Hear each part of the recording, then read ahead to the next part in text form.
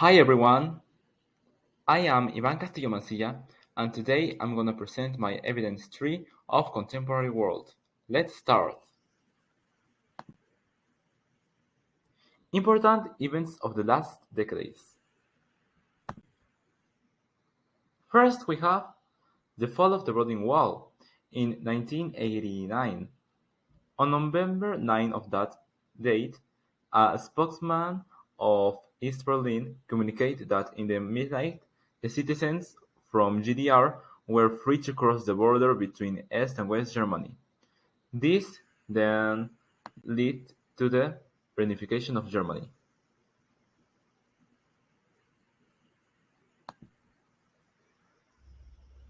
The collapse of the USSR. On December 26, 1991, the federal, political, and all the governmental structure of the USSR will be disintegrated, but before this, the ex-Soviet Union were in plans for dissolution, but with this was what made it official, basically. Death of Diana of Wales on 1997. Diana of Wales was an ex-member of the British royal family, died in a car crash in Paris, France, with Dodi Fayette, her boyfriend, and Harry Paul, her driver.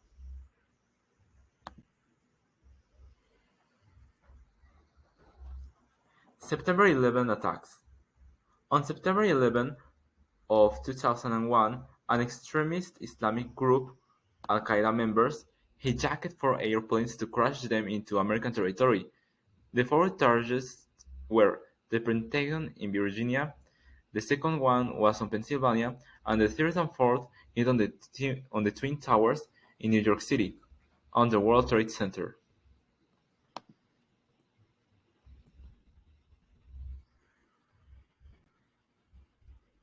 Invasion to Iraq. On 2003, the USA Army, supported by other states including the UK, started a military campaign on Baghdad, Iraq. The American president at that date was George Bush, and his argument was to disarm Iraq, save its people from them, and save the world to a potential danger.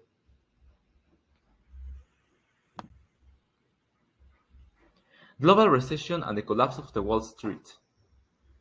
2008 was an economic recession that haven't seen the world since the Great Depression of 1929. The USA wasn't the only affected. All the world suffered its consequences with the loss of enterprises, and in the worst cases, the people become homeless. And finally, we have the global pandemic of, of 2019 to nowadays. A virus that belongs of the family of the coronaviruses emerged on 2019 in Wuhan, a Chinese province, then infected the rest parts of the world in the 2020, and nowadays we are still living with its consequences, unfortunately. But what is globalization? Well, globalization is usually referred to describe the interdependence of the economy, population, and culture of the world. This usually brought by cross-border trade of goods and services, such like technology, people, flow of investment, and others. The term emerged at the end of the Cold War, when the international trade and investment popularized in advanced countries like in North America and Western Europe. But why did globalization emerge? Well, after the collapse of the USSR ended the Cold War, and without any country or state that can face the capitalism with the force that did the USSR, the USA spread the capitalism through the world, with the objective to make a unipolar world. And then with the globalization emerged, that brings in consequences the interdependence of the economy, politics, and culture of so many countries. The next term that we have is terrorism. Terrorism is defined as awful acts with the use of force and violence are against people or have the property of coerce and intimidate governments. The individuals that committed these actions usually belongs to an extremist ideological group and unchain unsafety and panic to the population of the country attacked. One question: what caused the terrorist attacks of the last century? In most of the cases, for the political and military intervention of foreign countries to another. So people tired of this joined to ideological extremist groups and committed horrible acts against innocent people.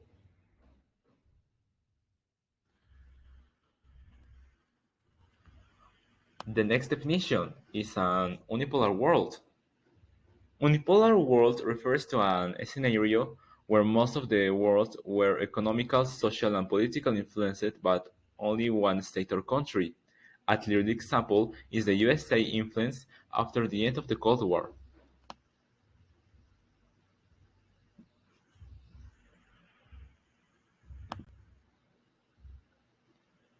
What does the end of the Cold War relate to the unipolar world?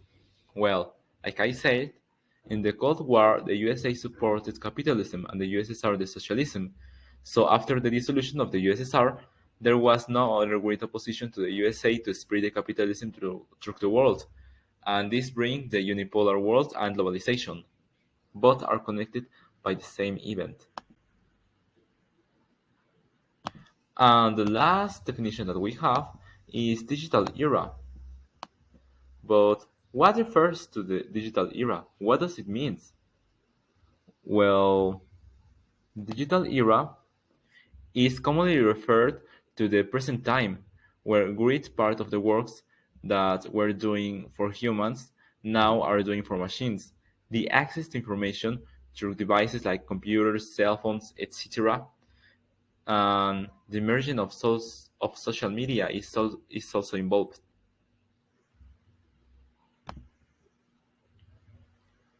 And finally, the last question: how how has the digital era influenced today's society?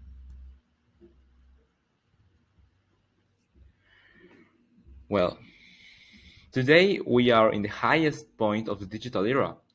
First, it begins with the use of computers to mechanize some works, mainly in enterprises. Then, in the beginnings of this century, the people begin to create social medias that become popular first slowly and then faster with the commercialization of the smartphones in the last decade. With the internet, we have the world's information in few milliseconds. The things that we watch influencing our thinking way, and at this point, the world will never be the same again.